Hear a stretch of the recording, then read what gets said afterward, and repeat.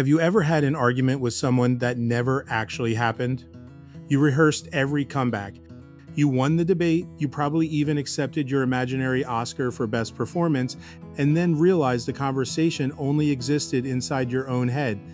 If that sounds familiar, congratulations, you're officially human. Today I'm going to show you one habit that can quiet all that mental noise. It costs almost nothing, takes just a few minutes a day, and it may completely change the way you relate to your own thoughts. Stick with me because toward the end I'm going to share one sentence that I believe everyone needs to hear. Hi, I'm Dr. John Michael Salvato, and every week I share practical tools to help you find more peace, more clarity, and a little more freedom from the stories your mind likes to invent. In today's video, we're talking about journaling. Oh yeah, before you click away, relax, because we're leaving middle school behind today. We're not talking Dear Diary. We're talking about a different kind of journaling. Quick question. How many of you have bought a beautiful journal, written exactly 3 pages, and now it's sitting in a drawer somewhere waiting to become an expensive coaster? You're not alone. Most people don't quit journaling because they're lazy. They quit because nobody ever showed them how to do it in a way that actually helps. Here's the secret. Journaling isn't about documenting your day, it's about getting your thoughts out of your head without editing them. Think of it like emptying your pockets after a long day, loose change, random junk you forgot you were carrying. Your mind collects exactly the same kind of clutter, and so journaling is simply where you empty your pockets, minus the pocket lint. Let's actually do a little experiment right now. I invite you to think about the thing that's been bothering you most this week. Got it? Now imagine trying to carry that thought around in your head for the next 12 hours. Exhausting, isn't it?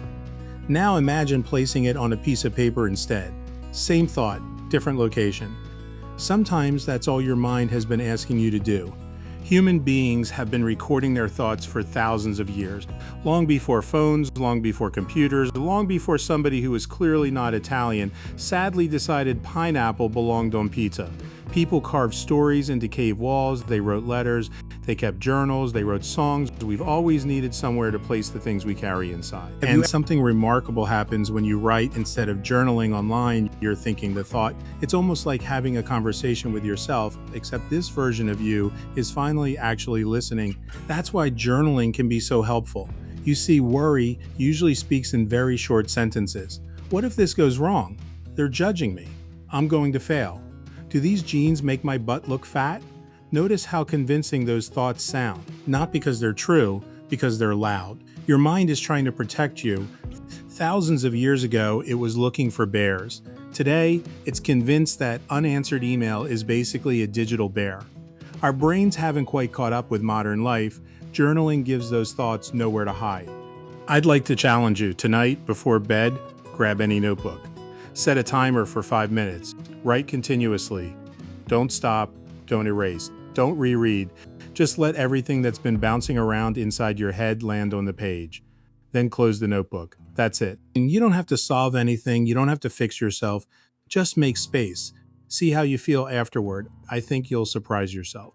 And before we finish, remember that sentence I promised you at the beginning? Here it is. You do not have to believe every thought that enters your mind. I'll say it again because it's worth remembering. You do not have to believe everything you think. Some thoughts deserve your attention. Others simply deserve a polite smile and a gentle thanks for sharing. Journaling helps you tell the difference. And before you go, I'd love to hear from you.